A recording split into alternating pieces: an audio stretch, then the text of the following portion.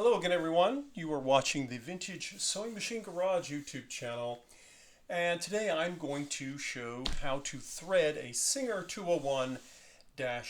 It should be very similar, if not the same, to other 201 models of this, at least of this kind of setup. It should also apply to your direct drive potted motor 201s, which are you find them a lot more frequently in the U.S.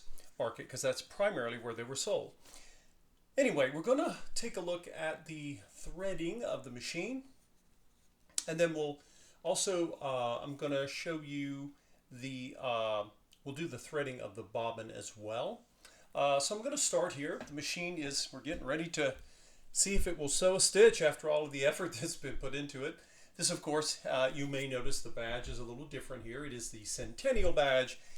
If you do not have a Centennial badge, but you have a Singer 201, you have the same machine. This was a anniversary edition for Singer back 1951-52. So we're going to start up here. I like to start with my thread going counterclockwise. It's hanging on the left, and of course you have one spool pin for the 201. You have your first thread guide, which is here. And then when you get we'll get a little bit closer look here to the, let's see if I can shift our angle here just a bit. You will see that this particular machine has this lovely little, it's like a baffle, like a piece of steel. So when you have your thread there, get a little bit of a closer view. I'm going to actually show you here. The thread just comes down. I put it up against the this baffle, and then it just basically pull it toward me, and it guides it right between the two discs. That was put there to help sewers get their thread properly installed. And so we'll pivot once again to get back over here.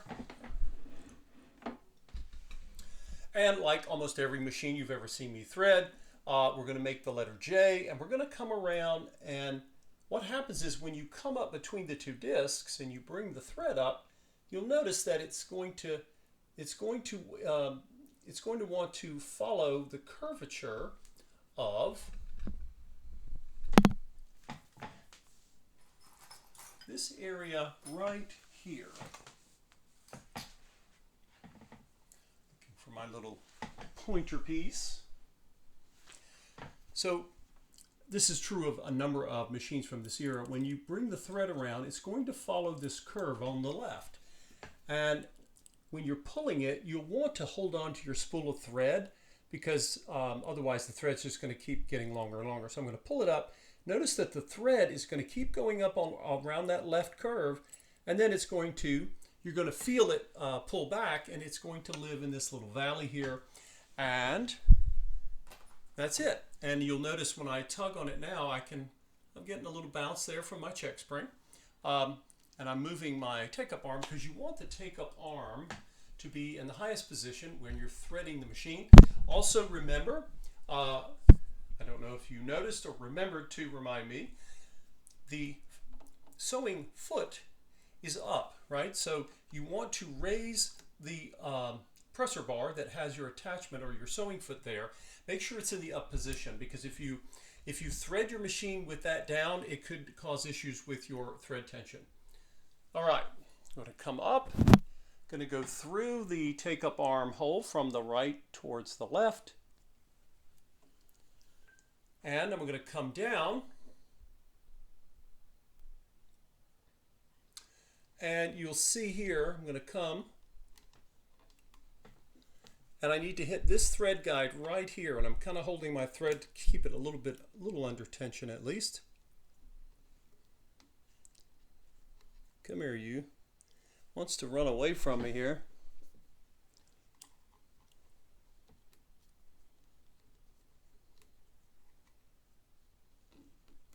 There we go. Now you'll notice when I was taking the thread, when you have a thread guide, this one threads from the front, right? And you can see me coming around it, trying to get around that thread guide. Most thread guides, they're designed to hold the thread so it doesn't come out, but you have to be able to get it in without having to literally thread the hole like you were threading the eye of a needle. That would be really cumbersome. And so this is like a ring, but then there's a slight opening on the front, so you have to flatten the thread here and push it back. Once you've done it a few times, it's not a big deal. Okay, we're gonna lower the camera so you guys can see what the next thread guide is, and it's actually right there. Now, we're not done yet because we have to come around, okay? There is another thread guide. I'm gonna lower the cam even more here.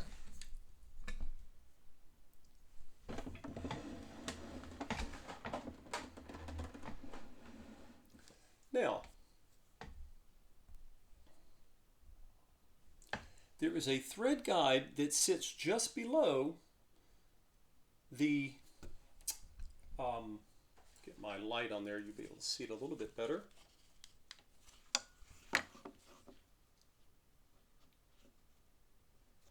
It sits just below the thumb screw, okay?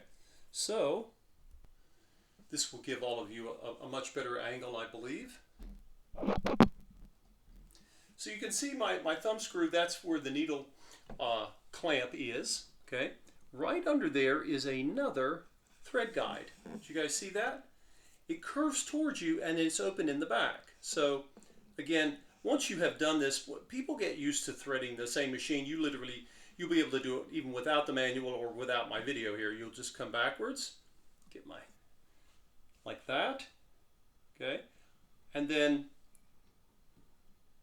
you come up and then now you're behind it. Now, all that's left is to thread the needle. This machine is one of those Singers, the Singer Featherweight, the Singer 300 series, and the 301, and the Singer 201 that you see here.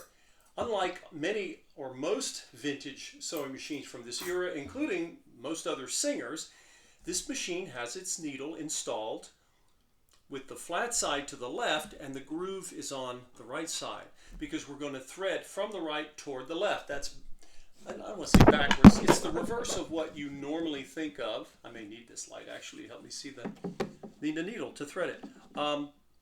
And it's one of the things that Singer did. I'm not sure why, but they could do it because they were Singer. They were the biggest maker of sewing machines on the planet.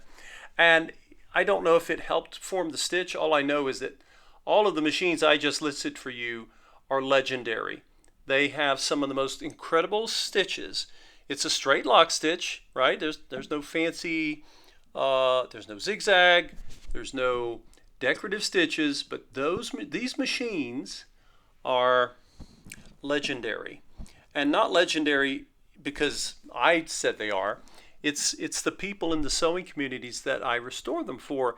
They are the people who basically taught me, hey, these are amazing machines. Look at these stitches. So thank you to all the fine detail sewers, the quilters, and the others who helped me understand why that stitch quality was so important to you. It's not enough to just secure a piece of fabric.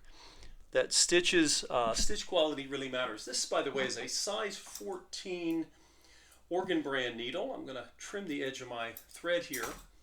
See if that will make it a little easier for me. I may have some extra oil. When I finish overhauling a machine, I will sometimes get a little extra sewing oil. It doesn't hurt anything, but it can sometimes you'll see it drip down as I get ready to get the machine going through some practice stitching and just, get it primed. The normal oiling you will do for your sewing machine should not really ever cause you, you should never have this problem because you're only going to add 1 drop of oil in the oiling points. But restoring a machine often requires more than just 1 drop of oil because I'm trying to get the machine to wake up after a long period of, no oiling. The machines are often dry or they're stuck. So see if I can get this to come through. There it went, haha. And so that, folks, is the threading of the Singer 201. Now let's go ahead and we'll go ahead and cover the you who are new to the machine. You may also be new to threading or installing the bobbin on this machine. I'll shift our perspective once again so you can see up close what I'm doing. So one of the great things about this bobbin type, these are top-loading bobbins. They are often referred to as Class 66 bobbins. And they are called that. They're called they're called Class 66 because Singer created the standard when they created the Singer 66 model sewing machine. And the 66 bobbins, or top-loading bobbins, they don't hold quite as much thread as other bobbins, but they are very convenient because you do not have to remove the bobbin case. And people really liked that. They thought that was a cool thing. So you will also see this same bobbin system in the Singer 99, the Singer 185. There may be a few others. Anyway, I've got my bobbin here. This one is already wound. And so I am going to put this bobbin in with the thread hanging on the right or clockwise. And I'm just going to lay it back down in there just like a pancake. Then I'm going to take my thread and I'm going to come backwards. And you'll notice this first slanted groove right there is where that thread is going to want to go.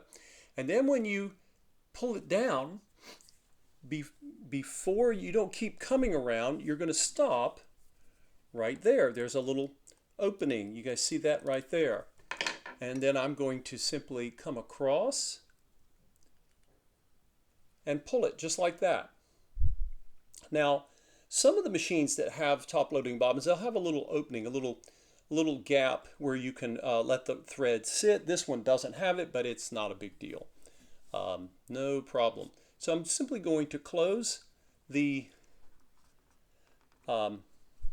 bobbin plate, and there is a nice little gap this particular machine is designed. There's nothing wrong with this bobbin plate, right? It actually it offsets for this section here for the very purpose of allowing the thread. I believe the 99s and the 185s often have the little divot, but whichever you have is fine. Okay, so all that's left now, I'll just hold on to my top thread tail. I'm going to bring there we go, and I just was able to pull up the yellow bobbin thread. Now I haven't adjusted my tension yet, so we'll have to see what the tension is doing, what it needs, and that's fine. You know, it's all part of getting a machine set up and ready to go. Get our thread tails.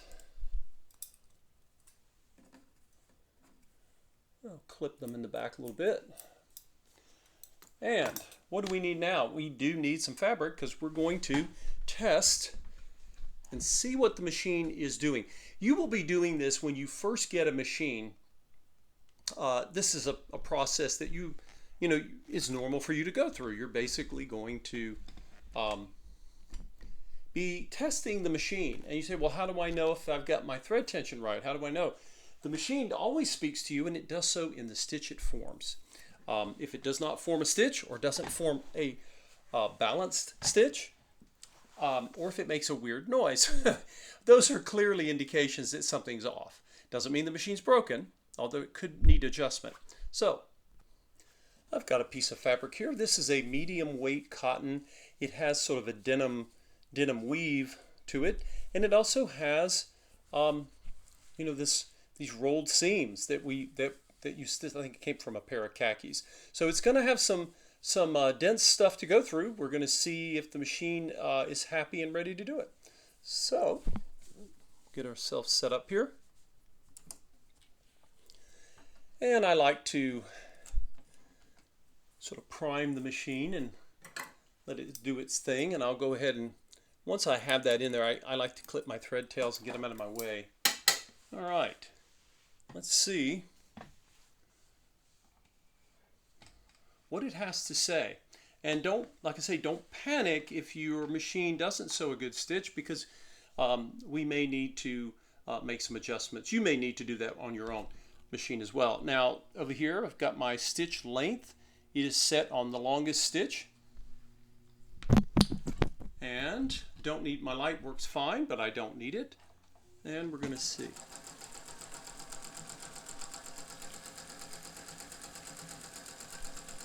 Do some back tacking.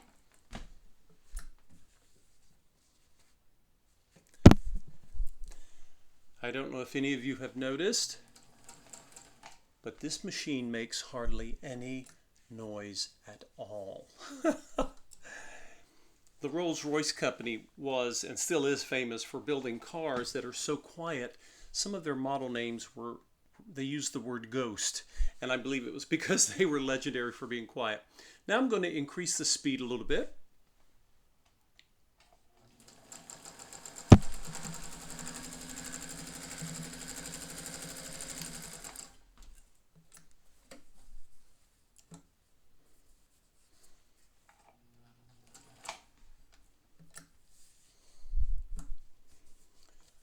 Okay, now what I'm going to do is I'm going to shorten my stitch length.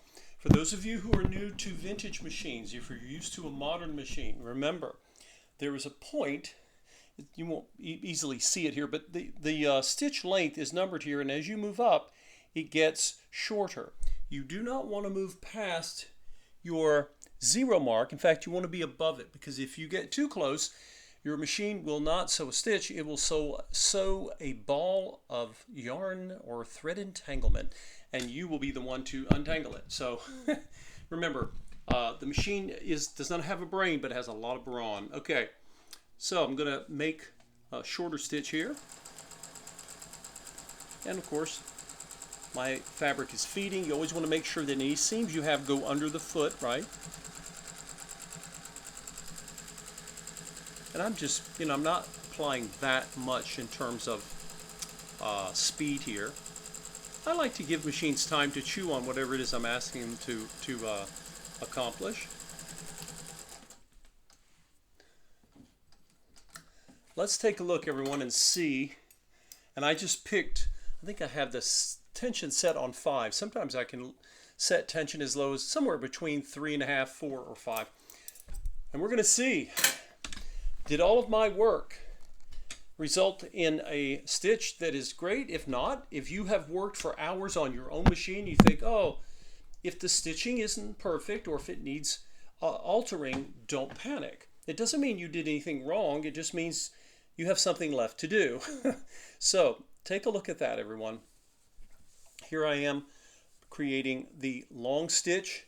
It is, like I say, just beautifully, almost laser straight. It goes right over the dense fabric. And I'm going to get a little bit more of a close-up view here, because stitches are something that easier to see close up. So you can see whenever it crosses over that thick, dense roll seam, not a problem. It doesn't change its tension. And then up here, I came back with the short stitch. One of the most amazing things I've ever seen created by any sewing machine is a Singer rotary hook. I've talked about this in my other videos on the 201. It's one of those machines just like the Featherweight or the 221. And the 301, they have rotary style hooks. Actually, the 4 and the 500 series also do. And a rotary hook can give you incredibly, just an amazing stitch in terms of its consistency. It's amazing. And look how close those stitches are. Now, of course, this is the top thread. What have I got on this side? Got to make sure that my bottom thread is still happy, right? Now, remember, the tension that you see on your bottom thread is going to be determined by the upper tension assembly that I was telling you about setting the number. So I'm over here looking at the stitches. They look very consistent coming all the way across. They're balanced, and as is true with it's not easy to see the short stitch because I've got yellow thread. Sorry about that. But you can see the thread is going over those seams like it was nothing. Now, I'm looking at this and wondering, I wonder if my fabric doesn't seems to be pretty flat here. Maybe it's slightly puckered here. I'm not sure if that's the fabric. It could be. Maybe I want to make an adjustment up here. If that happens to you, maybe instead of 5, I'll go 4, I'll go like 4. And you can always do that because it's always preferable to try to get your sewing tension adjusted upper here with your tension assembly as opposed to adjusting that on your bobbin case. You can adjust your bobbin case, and sometimes you have to, but it's all right. I just did this extra run. I want to see, did it help any? I may not be able to tell unless I change out my fabric. So this is the row I just made. Tilt our cam back down.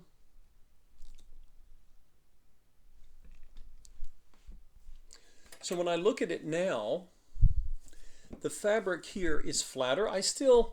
If you look at the upper rows over here, it may not be evident, but I can see that. And I adjusted my upper tension. Remember, your upper thread, that tension is controlled by your bobbin case, and your lower thread, the yellow, that tension is controlled. It's kind of counterintuitive. It's controlled by your tension assembly. So there you have it, guys. This is a Singer 201 Centennial Badge. And I am going to be listing this machine hopefully today. But as I say, I don't list a machine until I deem it to be ready to go. And now that it is, I'm very, very pleased with the way it runs. If any of you have 201s or you used to have a 201, put your comments down below and tell me what you think. Are you as impressed with the 201 as I am? You may be even more impressed because you sew a lot more than I do. Anyway, this is the vintage Singers, one of the vintage Singers that I love most. And it is on my list of favorite machines. And that's coming from someone who just works on them. But there are many sewers who swear by the Rolls-Royce of Singers. If not the Rolls-Royce of sewing machines, I don't know if there are people who love other brands. I got to be careful with that. And I understand why you love those other brands for different reasons. But the 201, with its wider harp or throat space, its incredible gear system below, which is part of why it makes so little vibration. I think you really have to go to some of the Neckies to get machines that are so balanced that you can hardly feel them moving at all. But if this has been helpful for you, please put your comments down below. And if you would like to donate to my channel to help me, it raises money for me to purchase more of these machines. Almost all of the machines I get, 95% of them I have to buy, and then invest quite a lot of time bringing them back, waking them up, getting them out of their slumber, seeing if there's anything wrong that just needs to be repaired. The emphasis here is on repair. Anyway, click on the Buy Me a Coffee link and you can donate at your leisure. So, and if you have not subscribed, subscribe to the channel. So it's so great. It's been a while since I've worked on a 201, and I think it's been a while since I've had one on the channel, but I never tire of this machine. I never will. It's incredible. If you need a straight stitch sewing machine and you like top loading bobbins, you're going to be hard pressed to find anything like a 201. And again, those of you who have used them may even like them more, or you may say, you know what, I don't like that. I like something else. Either way, it's okay. I appreciate all of you watching, and we'll see you next time.